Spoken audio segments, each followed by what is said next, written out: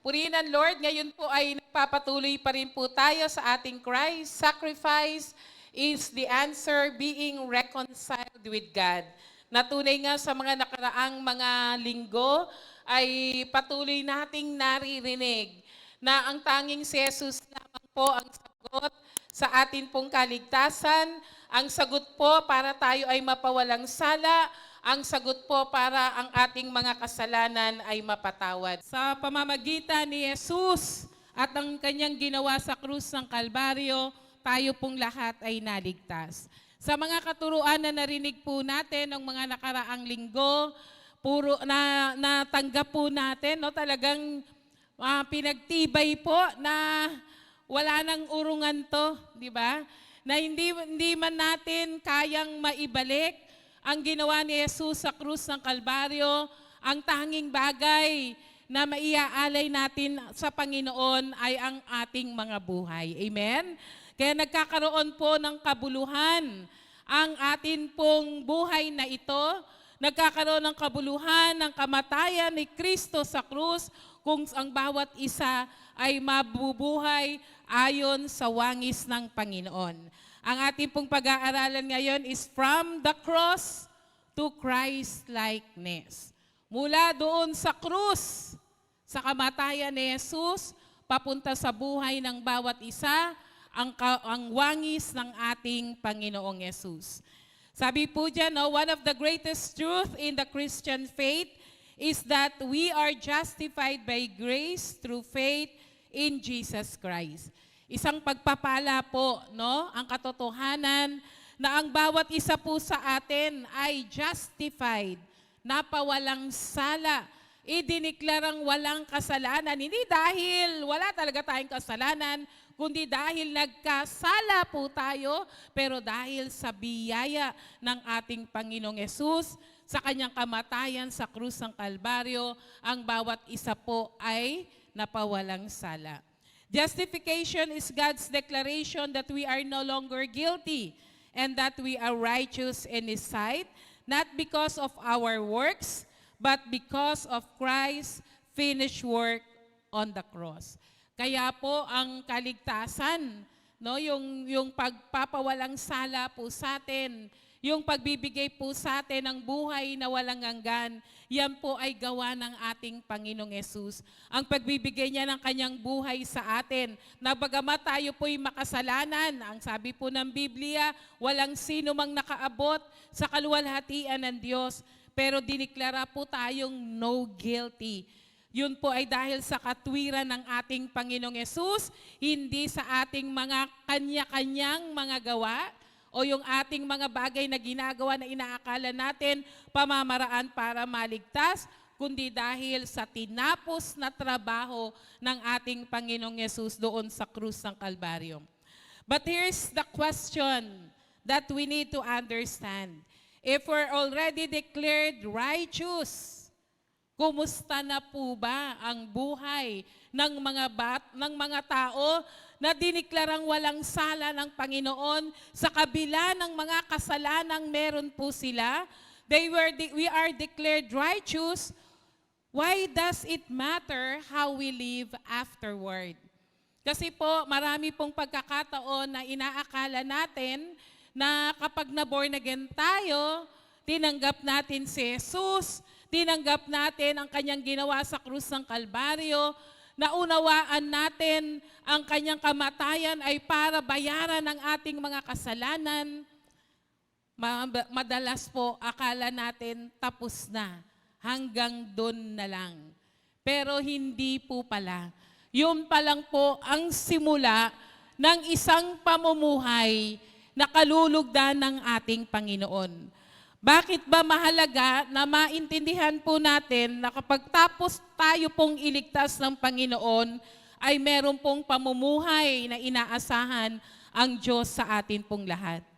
If our salvation is secure and if heaven is already our home, why should we care about holiness, obedience, or transformation?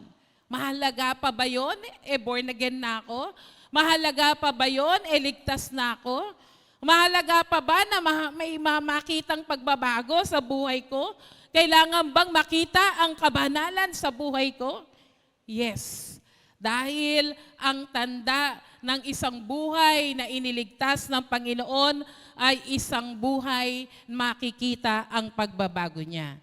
Why should the justified also be sanctified?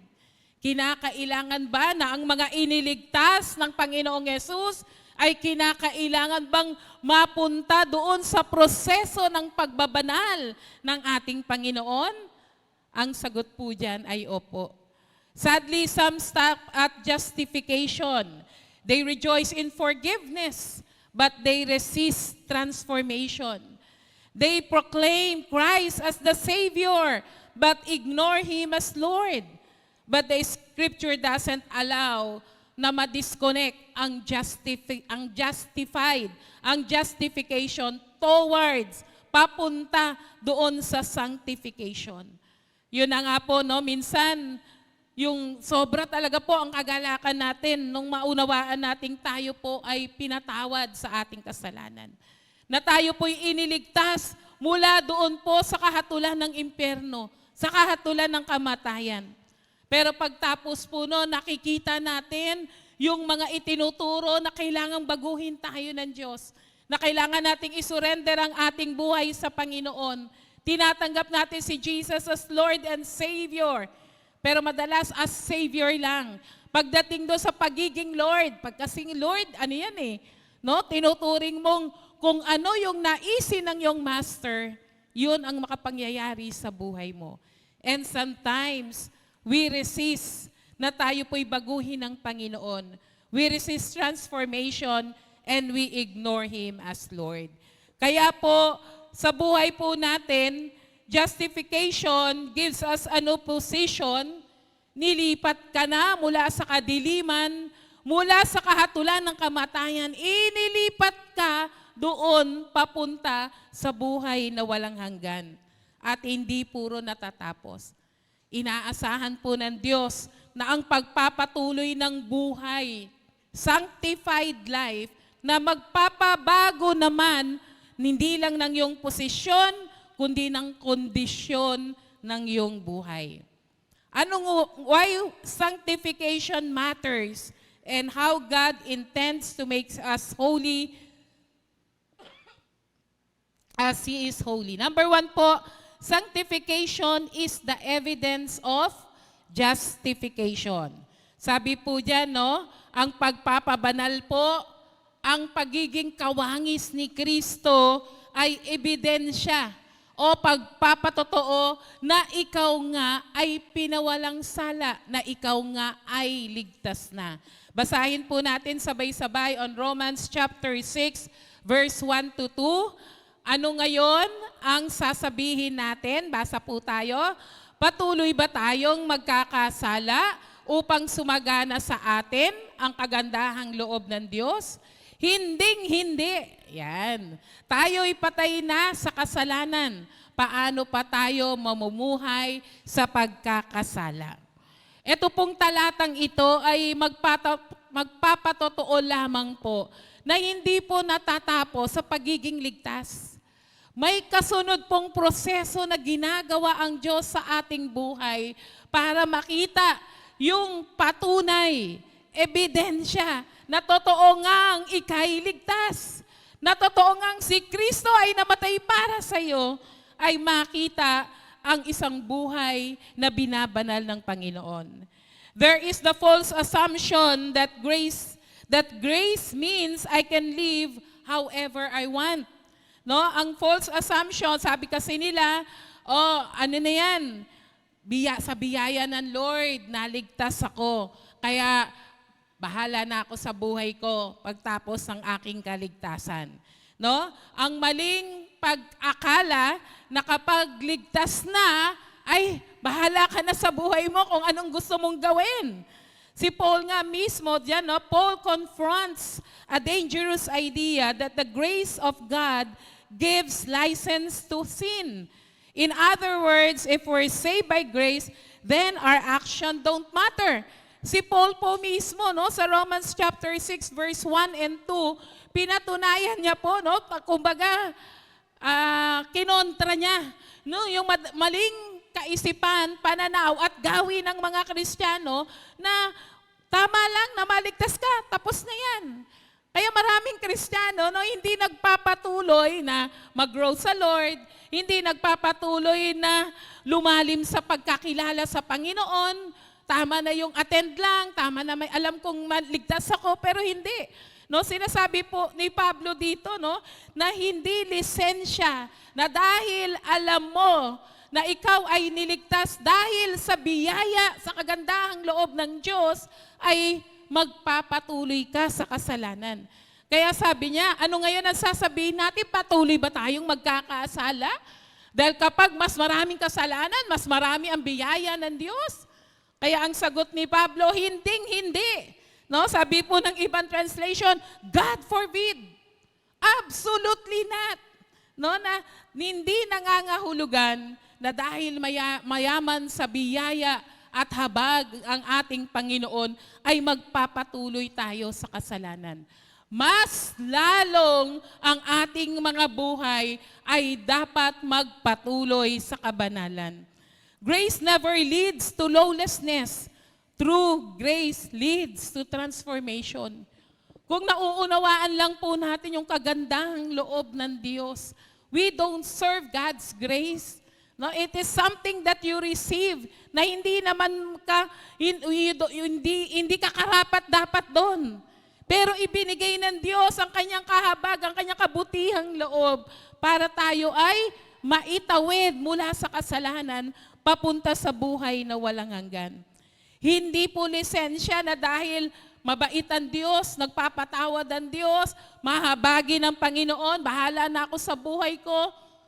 Kung anong gusto ko, pwede akong bumalik sa dating buhay na makasalanan, hindi po. Ang sabi ni Pablo, hindi. Dahil ang tunay na kagandahang loob ng Diyos, dadalhin ka doon sa pagbabago. Sabi po sa Titus chapter 2, verse 11 to 12, no, sabi diyan, for the grace of God, basa po tayo, sapagkat nahayag na ang kagandahang loob ng Diyos na nagdudulot ng kaligtasan sa lahat ng tao.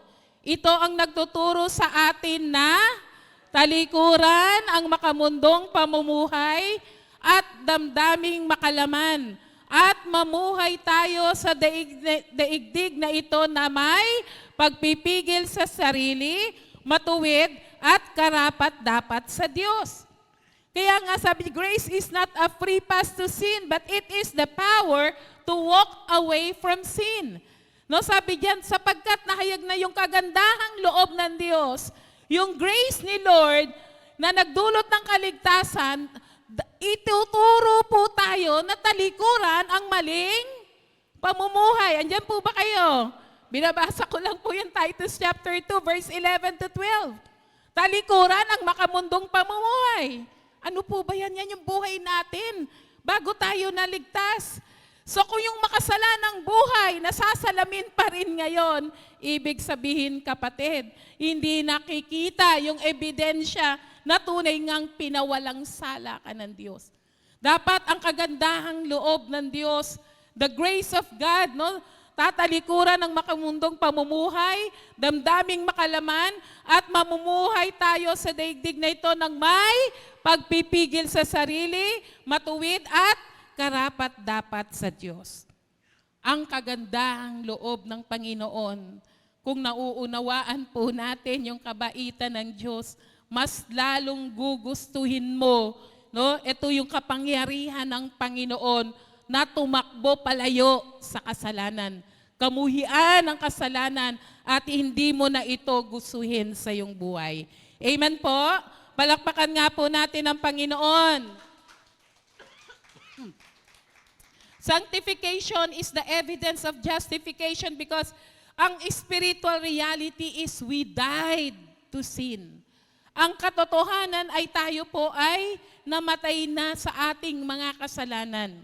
When you were justified, you didn't just receive a spiritual receipt, but you were joined with Jesus in His death and resurrection. Sabi po dyan, no, sa Romans chapter 6, verse 6, sabi po dyan, basa po, alam natin na ang dating pagkatao ay naipako na sa krus kasama niya upang mamatay ang ating makasalanang pagkatao at hindi na tayo maalipin pa ng kasalanan.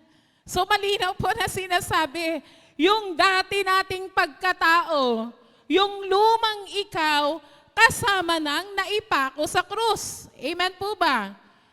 Yung naipako sa krus, namatay. Si Jesus nga mismo namatay. Amen po ba? Kung kasamang naipako sa krus, yung dating ikaw, yung makamundo mong pagkatao, yung makasalanan mong buhay, yung mga mali mong kaisipan, yung mga maduduming salitang lumalabas sa'yo, at malahat ng kapalaluan at kasamaan, sabi po dyan, naipako na sa krus. Amen po ba? So kung naipako na sa krus, patay na po yung lumang pagkatao. Amen po ba? Minsan sabi natin, magtiis ka. Yan ako. kapag lumalabas yung hinahayaan nating mabuhay, nako, nagmumulto. No? Sabi nga nila, bakit? Napako na yan sa krus eh. Gusto natin buhayin ulit yung mali at mga makamundong dati nating buhay. At binibigyan pa natin ng dahilan kapag may mga kausap tayo, kapag sa bahay, may mga, yung mga magsasabi, hindi ganyan ka pa rin, ganyan, ano sinasabi natin, magtiis ka, ganyan ako. So para nating sinabing, hindi na ipako sa krus, kasama sa krus ang ating lumang pagkatao. Ang sabi po ng Bible, kasama na po ang dati nating pagkatao na ipako na sa krus upang mamatay sa ating makasalanang pagkatao at hindi na tayo maalipin pa ng kasalanan. Andyan po ba kayo? Sino na po ang master nyo ngayon? Si Jesus. Amen po ba? Si Jesus na po ang boss natin.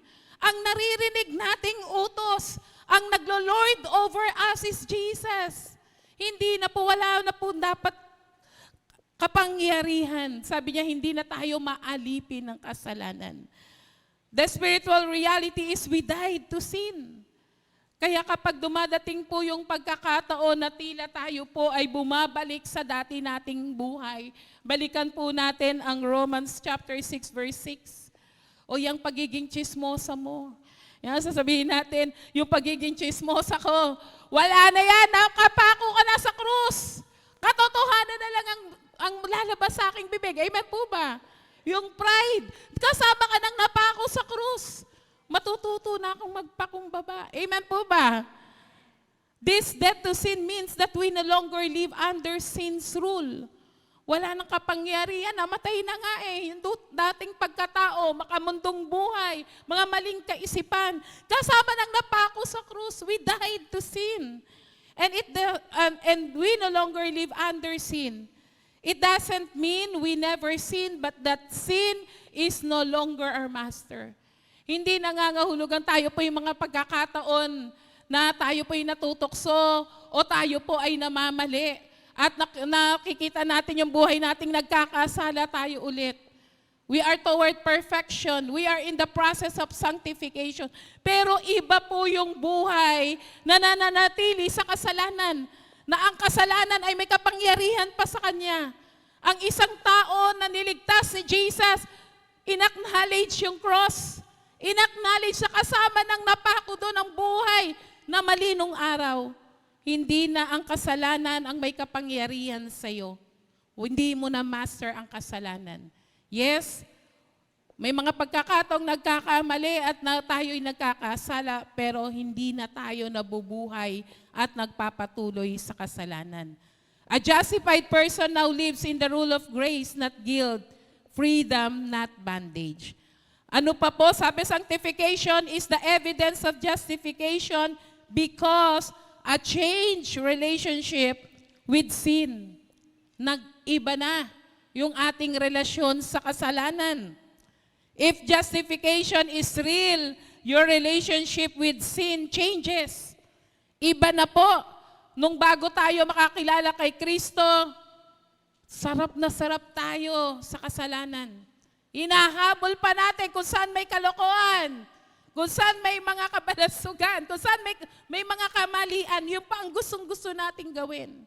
Pero after you know Christ, after Christ ay naging Diyos at Panginoon ng iyong buhay, kinakalaban mo na, tinatanggihan mo na ang kasalanan. Before Christ, sin was home. Tuwan-tuwa ka, no? Kapag nagpapatuloy ka sa kamalian, hindi mo nakikita yung buhay mong mali nung araw. Pero kapag ikay nakay Kristo, alam mo na agad yung conviction ng Holy Spirit, nagsasabi sa yung nagkasala ka, humingi ka ng tawad, papatawarin ka ng Panginoon. Before Christ, sin is satisfied. Sin satisfied. Kapag gumagawa tayo ng mali, nagpapatuloy tayo sa kasalanan, tuwan-tuwa tayo. Pero ngayon, dahil na kay Kristo ka, pag tayo'y nagkakasala, we grieve. Nandun yung sorrow, nandun po yung pagsisisi. Ang sabi po ng 1 John chapter 3 verse 9, basa po.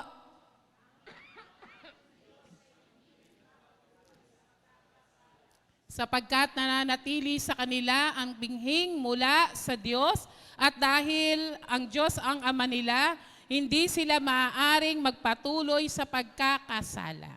Amen. Hindi na po kailangan ng paliwanag. Sarap basahin, no?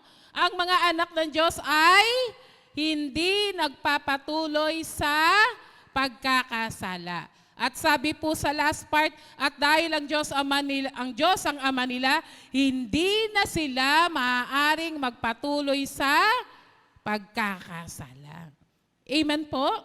Iba na po yung relasyon. Alien na ang kasalanan sa atin. Amen po ba? Dati, no, yakap natin, hinahanap pa. No, asan na kaya itong kasalanan na to? Masarap kasi itong kasalanan na to. Pero ngayon, hindi. Di ba kaya nga po, may mga patotoo po tayong naririnig. Although hindi agad-agad, pero nakikita natin, no, na yung proseso ng pagbabanal ng Diyos sa buhay natin, ang dami po, may mga bisyo, mga buhay na ayaw ng Panginoon. Nung sila'y kumilala sa Diyos at nagpatuloy sa Panginoon, iba na ang lasa ng bisyo nila. Di po ba? Mapait na, mapakla na, nasusuka na sila. Di po ba? Amen po ba? Yung mga mali nating kaisipan, mga mali nating sinasabi. Ngayon, pag nagsalita ka, oops, mali yun. Magsisisi ka agad. Babaguhin mo. Noon, pagpapataasan pa tayo. Pero ngayon, pag nakita mong kamalian mo, humihingi ka agad ng sorry. Nagpapakumbaba ka. Amen po ba? Dahil foreigner na po sa atin ang kasalanan. Wala na tayong relasyon sa Kanya. Binago na natin ang relasyon, ang pakikipagrelasyonan natin ay kay Kristo. Amen? This doesn't mean believer never sin. It means they don't live comfortably in sin anymore. Hindi ka na komportable. No? Kaya kapag minsan, no, kasi kapag pinababayaan natin yung kasalanan, nagsimula kang magsinungaling at hindi mo inihingi ng tawad at hindi ka gumawa ng paraan na magpatuloy at ituwid yon, yung susunod mo, normal na lang sa'yo yon. Andyan po ba kayo? Normal na lang. No? Maliit, medyo normal naman, okay naman, wala naman. Kasi parang, alam nyo pa, yung iniisip natin, pag gumagawa ng kasalanan, wala namang nangyari sa akin. Wala namang kidlat. Andyan po ba kayo? Hindi naman ako kinidlatan. Okay naman ang pamilya ko. Kaya iniisip mo, wala namang effect yung kasalanan. Okay lang akong magpatuloy. Hindi po. Amen po ba? No, if we don't live comfortably in sin anymore, there's conviction. There's repentance. There's a desire to change. At yun ang tinatawag na sanctification is at work. Alam mo, kinoconvict ka ng Holy Spirit, naroroon agad ang pangungusap na ikay nagkasala, humingi ng tawad, baguhin ang buhay, sumurrender sa Panginoon. Amen? Palakpakan po natin si Lord. Praise God. The sanctification is the evidence of justification. Fruit is the evidence of life. Because fruit is the evidence of life. Sabi po ng Matthew 7 verse 17, basa po, mabuti ang bunga ng mabuting puno. Subalit masama ang bunga ng masamang puno. Kailangan pa ba ng explanation, di ba? No, talagang ang ebidensya ng isang buhay na pinawalang sala, tinubos ni Kristo, may buhay na walang hanggan, iniligtas mula sa kasalanan, ay isang buhay na binago, binanal, tinatransform ni Lord, at ang ebidensya niyan ay ang bunga nito sa buhay mo. Napapansin ba nila na may nabago sa'yo? Uy, bagong gupit, bagong kulay, yun ba ang napapansin? O uy, iba ka na ngayon. Hindi ka naman yan ganyan dati. Dati kapag niyaya ka namin, oo ka ng oo. Ikaw pa nga nagpapasimula ng kalokohan. Kung ikaw po'y nagtatrabaho, no? Tapos ikaw yung joker doon. Ikaw yung bangka lagi, no? Tapos yung mga kwentuhan nyo, puro kalokohan, puro green jokes, na born again ka. Nag-iba sila, nagtaka, no? Wala nang nagpapasimula ng kalokohan. Dahil binago ka ng Panginoon. Amen? Makikita ang bunga ng Santong Espiritu sa iyong buhay. You don't plant an apple tree and get oranges, no? Explainable na po yan. Pag mabuti ang puno, mabuti ang bunga. Pag masama ang puno, masama ang bunga.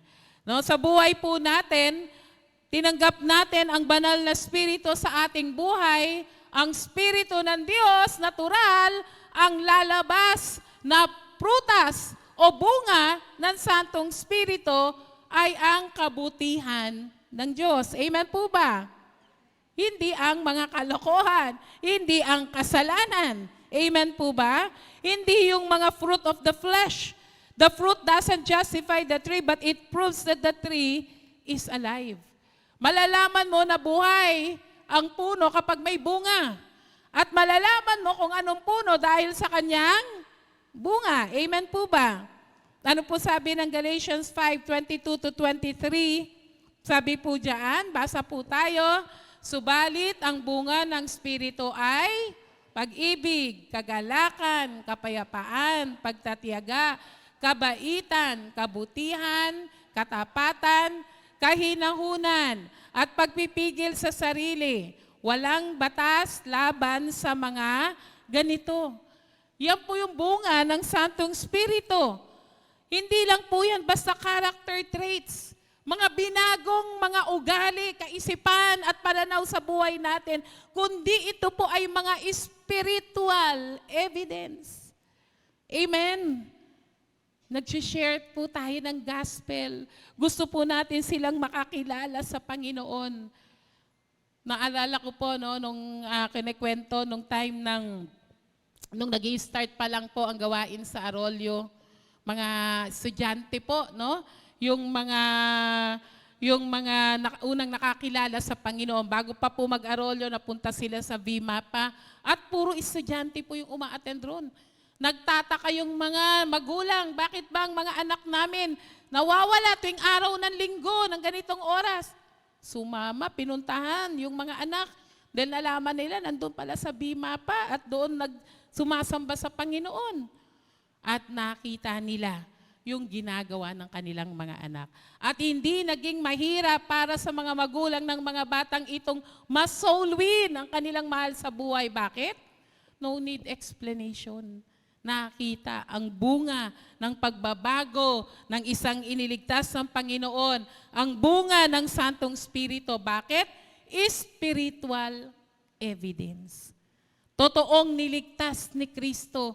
Totoong nabago ang buhay. Totoong binayaran, tinubos ng banal na dugo ni Jesus. Totoong na-born again. Bakit? Iba na ang bunga. Ebidensya ng binagong buhay ng Panginoon. Palakpakan po natin si Lord. Praise God. Hallelujah. Sanctification is the evidence of justification because, no, sabi po ron, it is not perfection but direction. Now, we're not just saying that justified become instantly perfect, But it is a sanctification, a process, and not a moment condition. But the direction of your life changes. It's like a U-turn on a highway. You may still struggle, but you're walking toward Jesus now and not away from Him. Now, hindi sa ngayon, no? Yung perfection, we are toward perfection. Nung ikaw ay kumilala sa Panginoon, binago ang buhay, hanggang ngayon pinoproseso tayo ng Diyos, kinikinis ng Panginoon ang ating buhay, pakabanalin, maging katulad at kawangis ni Kristo. Hindi po instantly perfect, hindi po instantly na nakikita, but it is a process. Kahit po tayo, no, ang unang binago ng Diyos ay ang puso natin. At nagpatuloy ka sa Panginoon, nagbasa ka ng Biblia, nanalangin ka, nagtuloy-tuloy kang umattend sa mga gawain ng Diyos, umattend ng seminar, naririnig mo yung salita ng Diyos, bumabago ng iyong buhay, nagpupurify ng iyong kaisipan. Kaya nakikita ang proseso ng pagbabago. Ang salita ng Diyos, hahatakin ka palapit sa Panginoon. Amen? Palayo sa kasalanan. Amen? Palakpakan po natin si Lord. Sabi po dyan, no? Are you different from that? Sige po, meron pa po tayo dyan. Sa letter F, the danger of self-deception. Ang sabi po ng Matthew chapter 7 verse 21, basa po tayo. Hindi lahat ng tumatawag sa akin, Panginoon, Panginoon, basa po, ay papasok sa kaharian ng langit, kundi ang mga taong sumusunod sa kalooban ng ating Amang nasa langit. Many will profess Christ without ever possessing Him. Maraming mga tao na nagsasabing sila ay Kristiyano, pero nakilala nila si Kristo, pero hindi makikitang totoong nabubuhay sa kanila ang banal na Espiritu. Sanctification protects us from that kind of self-deception. It keeps our walk honest. It is not that we earn salvation by our fruit, but our fruit reveals whether our faith is genuine. Kaya pag inano po natin, no, talagang yung patotoo ng ating buhay na binago ng Panginoon, yun mismo ang magsasabing, totoo nga. Niligtas ka ni Kristo. Totoo nga, born again ka na. Totoo nga, naganap ang kamatayan ni Kristo sa krus ng Kalbaryo para sa iyong buhay. Amen? Palakpakan po natin si Lord. Kumusta kapatid? Kumusta ba ang buhay mo pag kinumpara last year sa ngayong taong to? Kumusta ang iyong buhay nung ikay hindi pa na born again sa panahon na ito? Marami ng pagbabago. Pero kumpara sa last year, papunta sa taong ito, may mga bagay bang dapat baguhin at ayusin ng Diyos sa iyo? Amen po ba? May mga bagay bang kailangan i-transform ang Lord sa iyo? Is the Spirit convicting you and changing your desires? Is there any evidence of God transforming power in your words, habits, and relationship? Tingnan po natin na dapat ang kamatayan ni Kristo sa krus ng Kalbaryo magre-resulta ng isang trabaho that sanctified us and brings glory to God. Second part, sanctification reflects God's character and bring Him glory. Kanina po, no, sanctification is the evidence of justification. Ngayon, sanctification reflects God's character and brings Him glory. Ang pagpapabanal, yung proseso ng pag-aayos ng Diyos sa ating buhay, pagbabago sa ating buhay, na maging wangis ni Kristo, ay makikita ang karakter, no? Yung Christ-likeness nga po. Unti-unti, nagiging wangis natin ang Panginoong Yesus, ang kanyang karakter, at yon ay nakakapagbigay ng kaluwalhatian sa Panginoon. Basa po tayo on John 15 verse 8.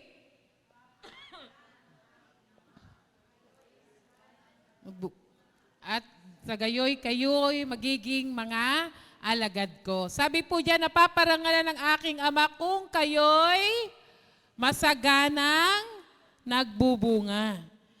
Nagbibigay ng kaluwalhatian sa Diyos ang ating mga buhay na mabunga.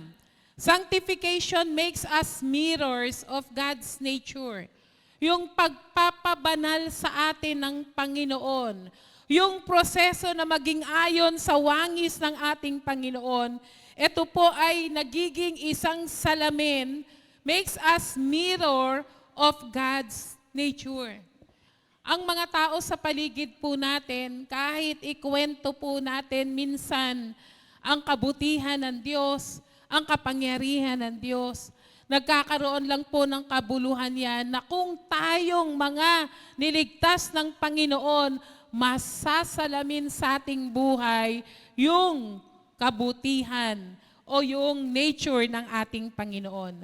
At the heart of sanctification is this truth: God is holy and He calls His people to be holy. On Leviticus chapter 11 verse 44, sinabi po diyan, panatilinin ninyong malinis ang inyong sarili sapagkat akong si Yahweh na inyong Diyos ay banal. Kaya if we mirror God's nature, it is expected from us, masasalamin sa ating buhay ang kabanalan ng ating dapat sinasalamin. Ang ating Diyos ay banal at tayo po ay maging banal at malinis habang tayo po ay nagpapatuloy dito sa buhay natin po sa mundo. This is not just a command, it is an invitation to become more like the one who saved us. Isipin mo, ini-introduce natin si Jesus, kinikwento natin sa mga tao kailangan nila ng kaligtasan, kinikwento natin sa mga taong walang pag-asa kung sino magbibigay ng pag-asa, sa mga taong may pangangailangan, sinasabi natin, Christ is the answer. Sa atin pong buhay, ito po yung magbibigay ng gana po sa atin. That as we preach Jesus, maging isang imbitasyon po ito sa maraming tao na masalamin sa atin pong mismong mga buhay ang ating Diyos na kinikwento sa kanila, ang Diyos na nagliligtas. When we grow in holiness, when we turn from sin, when we love sacrificially, when we forgive, we're not just becoming better version of ourselves, we are reflecting God's character to those people around us. Yung mga tao po kasi, ang nababasa nila kung sino ba yung Diyos mo, ay kung paano kanila babasahin. Amen po ba? Kung ano yung makikita nila sa iyo. Kung ano yung nare-reflect sa buhay mo. Kaya pag nakikita nila ibang klase ito, nagpapatawad, matiisin. Ibang klase ito, binago ang buhay. Ibang klase ito, hindi na nabubuhay sa bisyo, hindi na nabubuhay sa kasalanan, hindi na nabubuhay sa kamalian. Ano ang sasabihin ng mga tao? Totoo nga yung Diyos mo. Bakit? Nare-reflect yung karakter ng Diyos na yung pinaglilingkuran sa buhay na meron ka ngayon. Amen? Palakpakan po natin ang Panginoon. No, we are reflecting to the world around us. Kaya napaka-importante po, no? Magiging mahirap lang po yung sanctified life if we are operating on our own strength. Pero kung hinahayaan natin ang Santong Espiritu ang kumilos, ang makapangyari sa buhay natin, hindi po tayo mahihirapang mabuhay ng kabanalan na gusto ng Panginoon. Pagdating sa mga pagkakataong kinakailangan nating magpakumbaba, napakahirap gawin kung ikaw ang gagawa. Pero kung hahayaan mo ang Santong Espiritu ang kumilos sa buhay mo, makapangyari sa buhay mo, that is the sanctified life. A humble life. May humility, may forgiveness. Amen po ba? Yun yung sanctified life eh. Yun yung buhay na binago ng Panginoon. Sabi po ng 2 Corinthians chapter 3 verse 18, basa po tayo. At ngayong naalis na ang talukbong, nagniningning sa ating mukha ang kaluwalhatian ng Panginoon, at ang kaluwalhatian na yan ay nagmumula sa Panginoon, na siyang Espiritu, ang siyang magbabago sa atin mula sa isang antas ng kaluwalhatian hanggang tayo'y maging kalarawan niya. Amen? So don't give up. Amen po ba? Sa mga pagkakataong tayo po'y nangihina o tayo po'y nagkasala, lapit po tayo dahil ang gusto ng Panginoon maproseso sa ating buhay, yung pagbabago. Amen po ba? Makita yung kaluwalhatian from glory to glory, maging kalarawan po natin ang Diyos. Being transformed into the same image of Christ from one degree of glory to another. Sanctification is Christ being formed in us little by little, day by day. No? Kaya sabi ng kanta, little by little, every day. Ano po yung kanta? Alam niyo yung kanta niyo? Yung mga bata alam nila. Little by little, all the way, Jesus. Sige, ano yung kasunod? Is changing me. Amen po ba? Araw-araw, unti-unti, binabago ka ng Panginoon.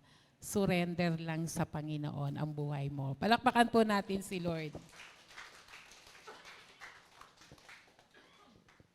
Next, sabi po dyan, sanctification reflects God's character and brings Him glory because sanctification brings glory to God. Sanctification brings glory to God. John 15 verse 8, basa po tayo. Napaparangalan ang aking Ama kung kayo'y masaganang nagbubunga. At sa gayon, kayo'y magiging mga alagad ko. When we bear much fruit, God is glorified. Kapag nalalaglag o nababawasan ang bunga, nalulungkot ang Panginoon. No? Kaya may mga biruan minsan, naku, nalaglag yung bunga. No? Kasi nakapagsalita. Naku, nalaglag ang bunga. Kasi nabigla lang kung ano nang nasabi. Natapilok lang. O yung ating mga patience o kung anong mga bagay. Pero tandaan natin kapatid, paulit-ulit, pag masagana ang bunga sa ating pong buhay, mabubuting bunga sa ating buhay, nalulugod ang Panginoon. Because fruit is evidence that God is at work in us. Kaya nga kanina po, no, yung katibayan na buhay, yung puno, ng magandang puno, yung magandang puno na yon ay yung hitik siya sa bunga.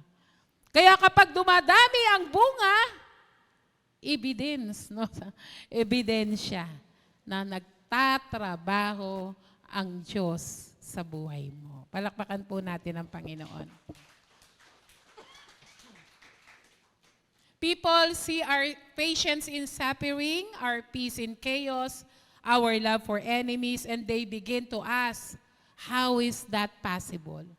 Sipin mo, sarap pong makarinig na tatanungin ka ng mga hindi born again. Paano mo nagagawa yan? Paano mo natitiis yan? Paano nangyayaring ang laki na ng problema mo? Okay ka lang. Okay ka lang. Minsan may mga nagtatanong, okay, nagkwento ka, no, kung anong pinagdadaanan mo, pero at peace ka. Sasabihin sa'yo, okay ka lang? Kung ako yan, no? Sasabihin ng mga hindi born again, kung ako yan, nako, baka hindi ko na alam kung anong ginawa ko. Pero paano mo natitiis? Paano mo nalalagpasan yan? Bakit tingin ko sa'yo at peace ka pa rin? Ang sarap po na gano'n, di po ba? Kaysa sabihin, no? Ano bang nangyari? Di ba born again ka? Bakit nagkaganyan-ganyan ang buhay? Yung masakit na marinig eh, di po ba? Kasi tatak ng isang bunga na sa kabila ng mga pagsubok, Nandun yung sa kabila ng suffering, makikita yung katyagaan. Sa kabila ng kaguluhan, nakikita ang kapayapaan. Sa kabila na ikay tinutuligsa ng kaaway, pinapakita mo yung pagmamahal pa rin sa kanila. Amen po ba? Mga imposibleng bagay yan, di yan kayang gawin ng tao, magmahal ng kaaway. Hindi po yan kayang gawin ng normal na tao. Kaya lang po yung gawin ng mga taong tinubos at pinananahanan at ang kapangyarihan ng Santong Espiritu ay nasa kanila. Amen! Palakpakan po natin si Lord. The only answer is yes, we can because God did it. Our changed lives point out upward. Our transformation becomes a testimony. Our holiness makes God looks glorious. Yung buhay na hitik ng bunga ng Santong Espiritu. Yung buhay na nandoon, yung katangian ng Diyos sa kabila ng mga pagsubok na dumarating sa Kanya. Ang binagong buhay, laging paturo sa ating Diyos. Ang pagbabago ay isang patotoo. Amen? Amen po ba? Hirap na hirap tayo mag-share. Bakit? Kasi binabalikan tayo ng mga tao. Bakit ikaw? Di ba? Bakit ikaw? Di ba? Dapat pakita natin, ito hindi kayang gawin ng tao. Yung magkaroon ng problema, okay pa rin, may kapayapaan, nananampalataya na pagagalingin ka ng Diyos. Amen po ba? That is a transformed lives. At ang ating buhay na binanal, sabi nga ay pogi points sa ating Panginoon. Amen po ba? That makes God glorious. Amen po ba? Palakpakan po natin si Lord. Dapat yung mga gawa natin talagang dagdag ng kaluwalhatian sa Panginoon. Sabi ng Matthew 5:16, basa po tayo, gayon din naman, dapat ninyong paliwanagin ang inyong ilaw sa harap ng mga tao upang makita nila ang iyong magbuting gawa at papurihan ang inyong amang nasa langit. Ibang klase po pala. Una, dapat paliwanagin. Huwag i-extinguisher yung mga ilaw sa buhay natin. Dapat pala nagliliwanag tayo sa madilim na sanlibutan na ito. No, sinasabi nga, no, sa gitna sa isang buong kwarto na puro hindi mananampalataya, ang dilim-dilim nun. Pero pag may isang Kristiyano doon, na ang buhay ay nagbibigay ng kaluguran sa Lord, kitang-kita ang ilaw na yon. Amen po ba? No, talagang pagliwanagin po natin. Minsan natitiklop tayo kapag yung, halimbawa, kasama ka dati ng mga tao, ng mga barkada o mga kakilala, gumagawa ng kalokohan. Tapos na born again ka. Tapos nandun sa isang lugar na kinakantsawan ka. Minsan hindi na alam yung gagawin. Minsan bumibigay na lang. Nakikitagay na lang rin, no? Nakikikalokohan na rin. No? Dapat manindigan. Dahil hindi naman ikaw ang lalaban para doon. Amen? Panindigan ang isang buhay na binago ng Panginoon. Tanggihan ang kasalanan. Paliwanagin ang ilaw sa harap ng maraming tao. Hindi po yung ikaw lang. Ang linaw naman po ang nakalagay, no? Sa harap ng mga tao. Ipaalam mo na may ilaw ka. Ipaalam mo na nag-iilaw ka. Amen? Baka kasi sa kwarto ka lang nag-iilaw. Hindi pinapaalam sa iba na binago ni Kristo yung buhay mo. Hindi pinapaalam sa iba na ikay niligtas. Sabi diyan, paglinawin sa harap ng mga tao. Publicly. Let it be known that you are saved. Amen po ba? Let it be known that your life is transformed. Amen po ba? Upang makita nila ang mabubuting gawa. So, automatic po, no? Naligtas, justified, automatic, you will be in the process of sanctification. Magbubunga ng mabubuting gawa. Ano pong resulta? Papupurihan ang iyong amang nasa langit. Minsan kasi, parang ano na lang, nakagawian na lang na Christian ako, born again ako, pero hindi actively na makita sa buhay yung binanal na buhay. Kaya ka binabanalin, not only for you, that is to give glory to God. Para marami pang maligtas sa pamamagitan ng buhay na binago ng ating Diyos. Amen po ba? Amen po ba? Minsan nagagalit tayo, no? Kapag mga hindi born again yung nagko-correct sa atin. No? Kapag binalikan tayong, kala ko ba born again ka? Kala ko ba Kristiyano ka?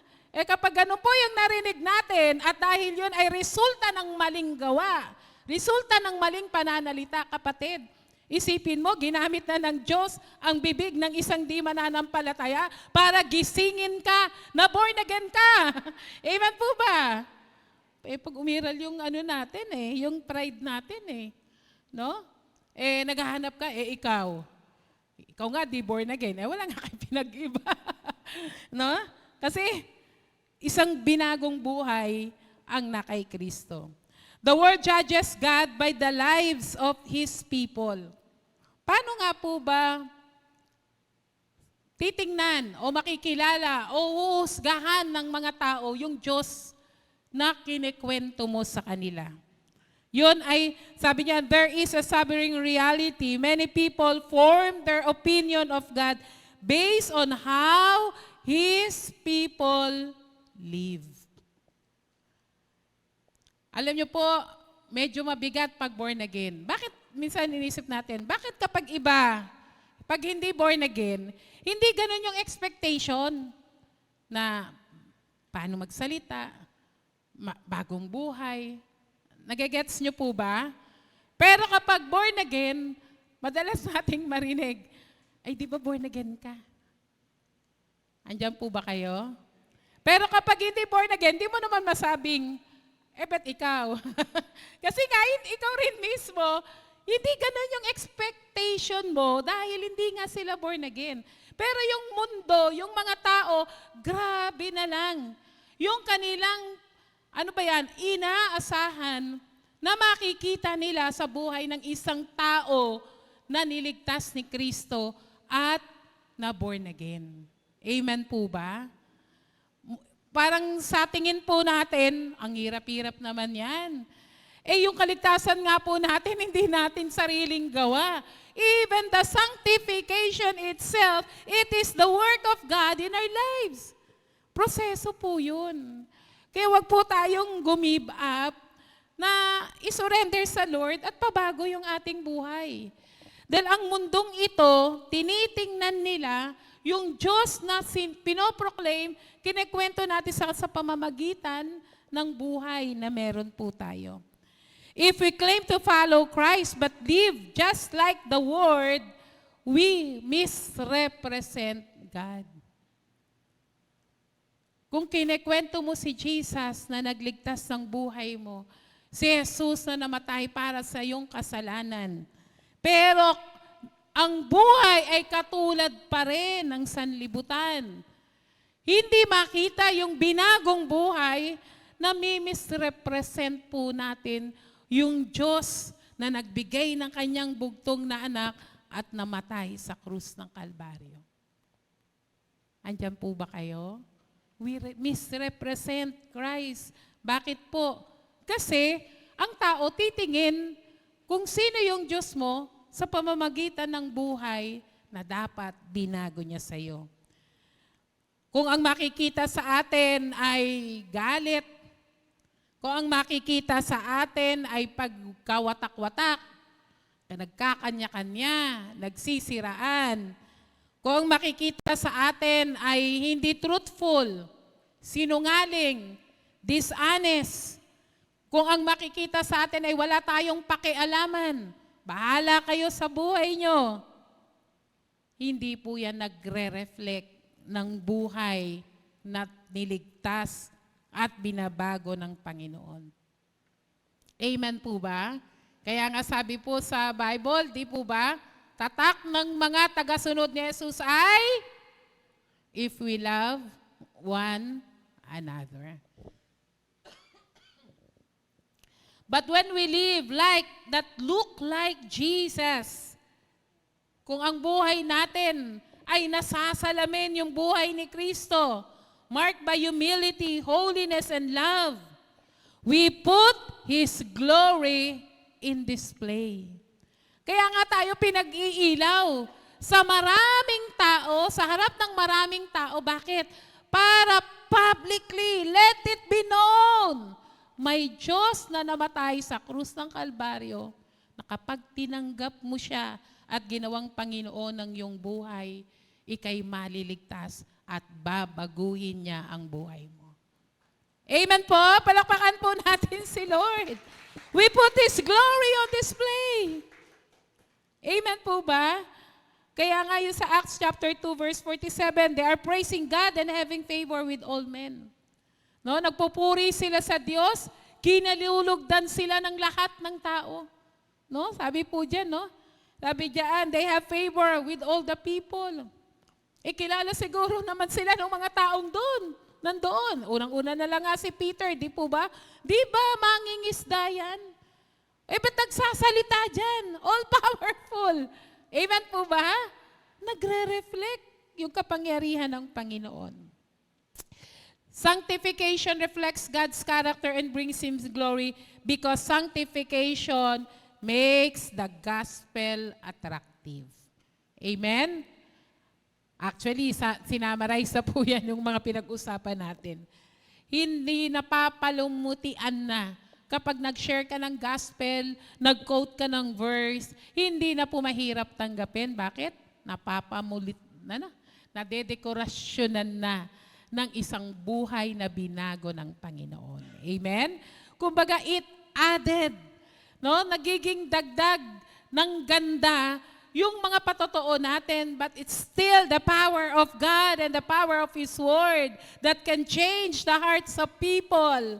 Pero nagdadagdag ng palamuti para mailapit ang mga tao sa ating Diyos, ang mga buhay nating binago ng Panginoon. Amen? Palakpakan po natin si Lord. Praise God. And lastly, sa atin pong conclusion, kumusta po ang isang buhay na binago ng Panginoon? Paano po ba nagre-reflect si Kristo sa buhay po natin? Paano po ba nakikita na tayo'y totoong niligtas ng ating Panginoon? The question is not, are you perfect? The question is, are you being made new? Nakita po ba ang kabanalan ni Kristo? Nakikita po ba yung proseso na nagbibigay tayo ng kaluwalhatian sa Panginoon? Kapatid, ito po'y isang paanyaya na hindi po matapos sa kaligtasan ang buhay na ibinigay natin sa Panginoon. Magpatuloy po tayo sa proseso ng pagpapabanal ng Diyos sa ating buhay. Surrender everything to God at gawin ang misyon ng pagpapahayag ng Kanyang salita sa pamamagitan, pagdagdag ng palamuti o ganda ng Ebanghelyo sa pamamagitan ng buhay na binago ng Panginoon. Amen? Palakpakan po natin si Lord. Tumayo po tayong lahat.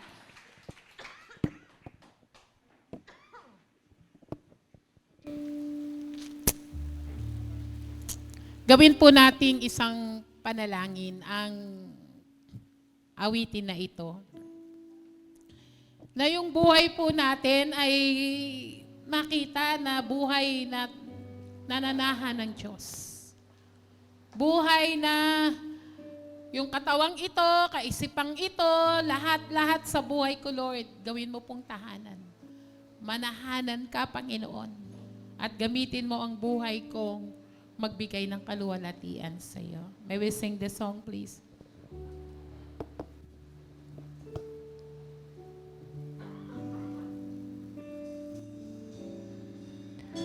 Ang puso ko'y dumudulog sa'yo.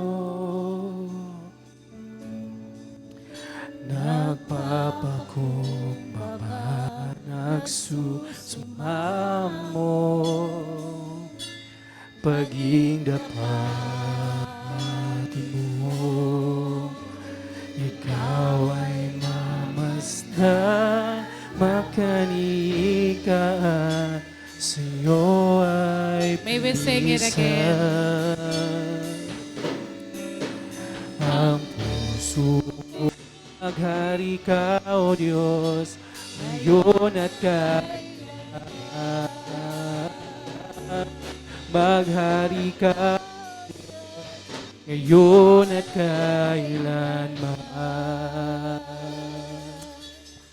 Panginoon, naririto po muli ang aming mga buhay. Sa iyo isinusuko, sa iyo itinatalaga ang aming mga kaisipan, ang aming mga gawi, ang aming mga puso, O Diyos, maging ang aming paglilingkod.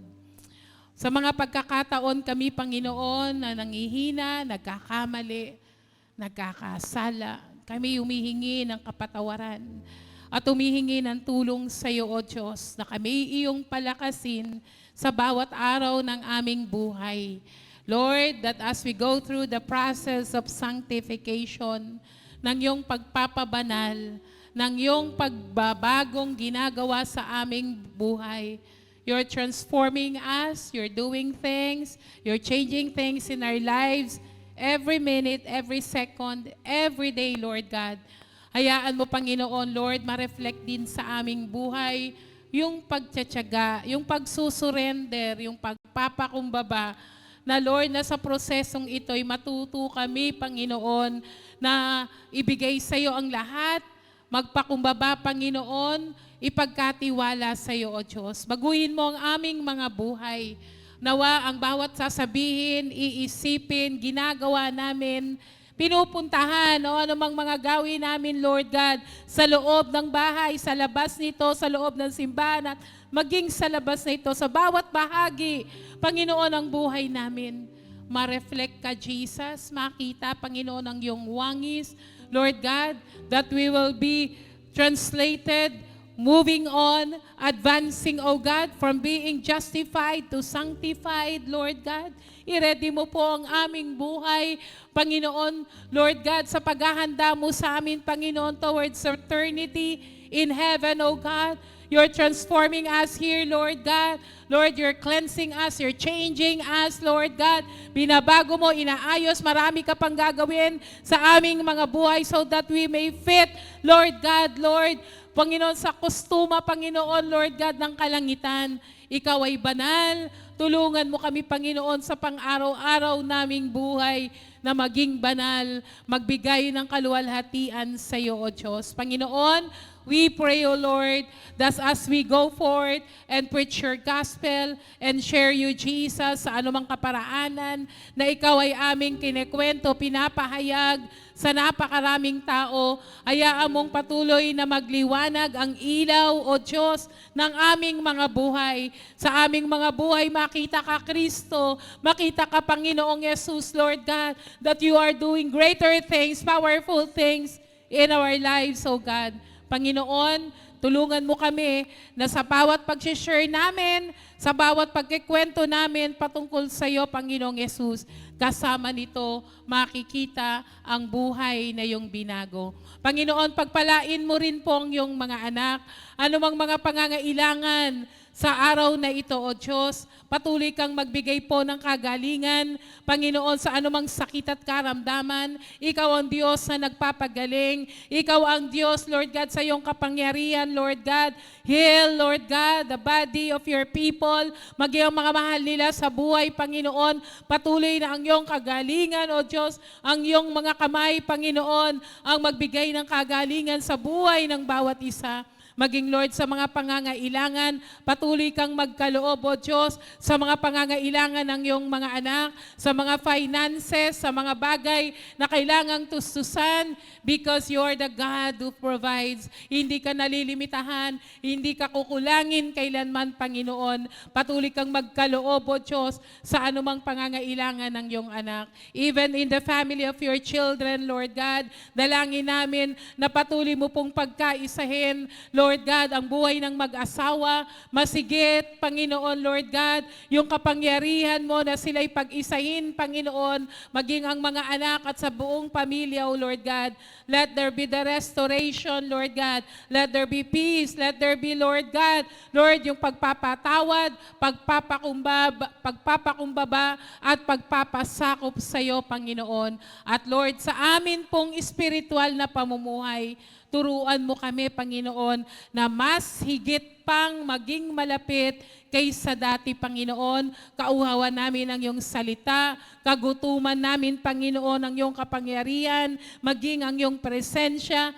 At Lord, araw-araw, baguhin mo po kami, magpasakop sa iyong kapangyarihan. Thank you, Lord God, for the sanctified life na patuloy mo pong binibigay sa aming lahat. We give you praise, we give you glory. All these we ask and pray in Jesus' mighty name. And everyone says, Amen and Amen.